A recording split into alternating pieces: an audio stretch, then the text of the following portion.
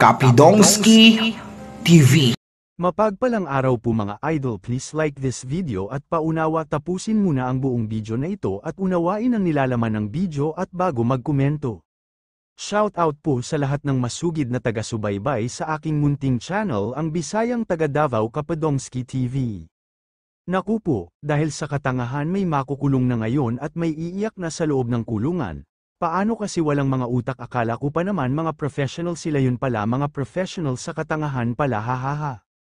Grabe, kinawawa nila si Kalingap Rob sa kanilang FB group. Hindi nila alam ang daming nagmamahal kay Kalingap Rob. Imagine 28k followers lang ang iLovers page kumpara sa mga nagmamahal kay Kalingap Rob na 2.81 million subscribers. Saan ba mga utak ng mga taong ito? Dahil sa mga katangahan nila, dalawang abogado tutulong para makasuhan ang mga tangang mga supporters ni Erica.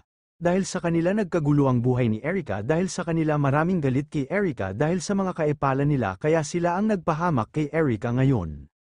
Kaya kasi bago kayo mag-post agad, tapusin nyo muna ang pinanood nyo para hindi kayo mapahamak at bawasan nyo na lahat na lang ay e-post nyo sa SOCMED, kulang na lang pati itats nyo e-post nyo sa SOCMED, hahaha.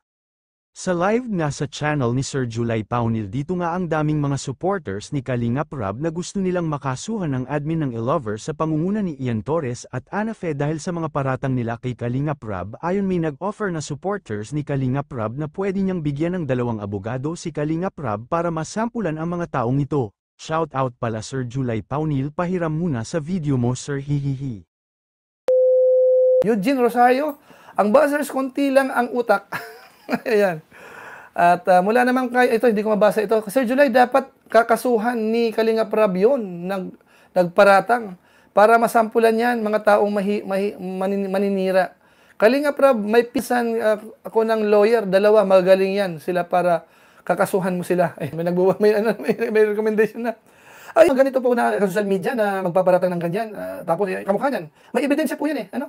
Sinig ko po yung account, kung legit po yung account, ay legit po. Tapos, tinignan ko rin po yung page nila. Admin nga siya.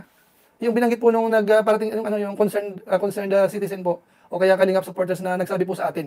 Nanood po nung vlog kay Joy, hindi tinapos, kaya yun po yung dating sa kanila. Jelina Kayag, dapat hindi na sila makisaw-saw sa Kalingap. Ang mga supporters, pwede sila makasuhan ni Kalingap Rob. Ito nga po, nililiwanag natin, ano? Nag-send sa atin ng screenshot, itong na to. Actually, yung comment ng mga bayan natin, dito po yan, ano? Noong una nakakala ko, dito sa vlog ni Kalingap Rob, kay Joy. So ito po yun, ano? Kung gusto nyo pong ma-check po, kasi 84 pa lang naman po yung comment dito, nung in-screenshot po nung natin, nung nag-report sa atin. Ito po yung post, ano? Bali 5 hours ago nung bago isinend sa atin. Ayan. Yan po yung post, tapos yung mga comment po dyan po mababasa yung binasa ko kanina. Kung saan po may paratang po kay Kalingap Rob po dyan. Ano mga kababayan natin? Pinaparatang si Kalingap Rob na ang binibigay ng sponsor, hindi nakarating kay Miss E. Walang maayos na, para bang kahit daw pasalamatan, wala. Parang ganun. Diba? So hindi ho magandang hindi ho magandang paratang yun. Ano, kasi para sa akin po paratang yun. Kasi ako sa tagal ko sa Team Kalingap, imposible ho yan.